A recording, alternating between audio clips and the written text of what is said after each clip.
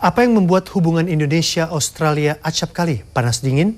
Apa pula yang membuat hubungan antara masyarakat kedua negara bak sebuah roller coaster? Awal Maret lalu saya berkunjung ke Australia dan apa jawabannya? Segera saya sampaikan kepada Anda dalam laporan berikut ini.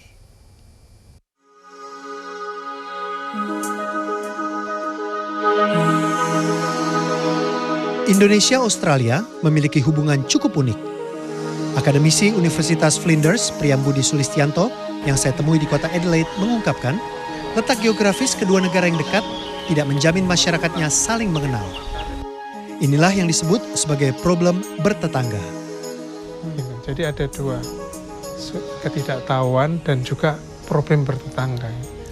Roller coaster itu terjadi karena memang selalu bertetangga kan ada masa baik, ada masa buruk. Di masa bertetangga yang bagus ya artinya di masa yang buruk dan baik kita tetap saling mengetahui dan saling ingin mengetahui satu sama lain. Pemberitaan media massa masih menurut Priyambudi memainkan peran yang sangat penting dalam mempengaruhi sikap pandang rakyat Australia terhadap Indonesia. Duta Besar Indonesia untuk Australia, Primo Yulianto yang saya temui di Canberra mengatakan, meningkatkan hubungan antar pemerintah lebih mudah ketimbang merajut hubungan akar rumput. Sebagian rakyat Indonesia masih menganggap Australia sebagai wakil sheriff Amerika, sementara masih banyak warga Australia menilai tanah air kita sarang teroris. Hubungan ini diperparah sikap Canberra yang belum juga mencabut peringatan berkunjung ke Indonesia. Kendalanya adalah travel advisory itu. Saya selalu mengatakan kepada teman-teman kita, pejabat-pejabat Kementerian Luar Negeri di sini, coba deh pertimbangkan supaya paling sedikit diperingan jangan travel advisory. Kami mengerti bahwa pemerintah Australia harus melindungi warga negara. Itu kami mengerti.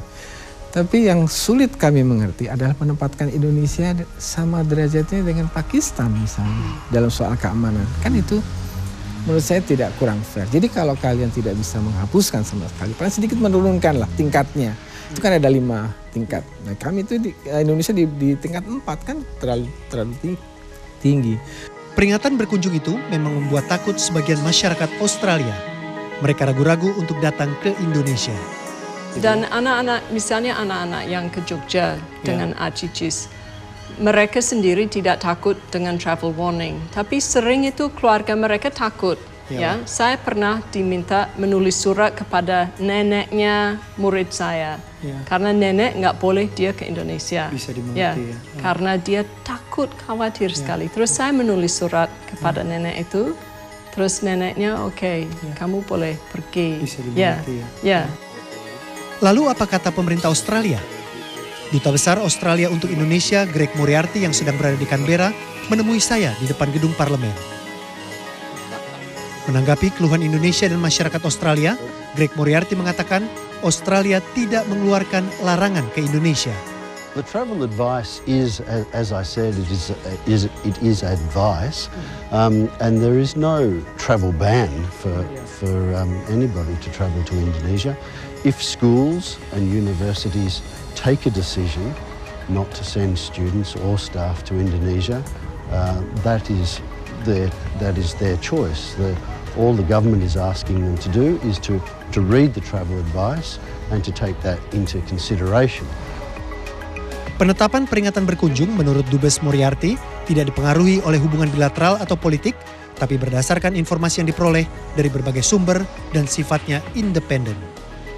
Meski larangan bepergian level 4 yang dikeluarkan pemerintah Australia tidak terlalu digubris oleh warganya, namun hal ini sangat merepotkan. Pemerintah Australia seakan-akan bermain dua kaki.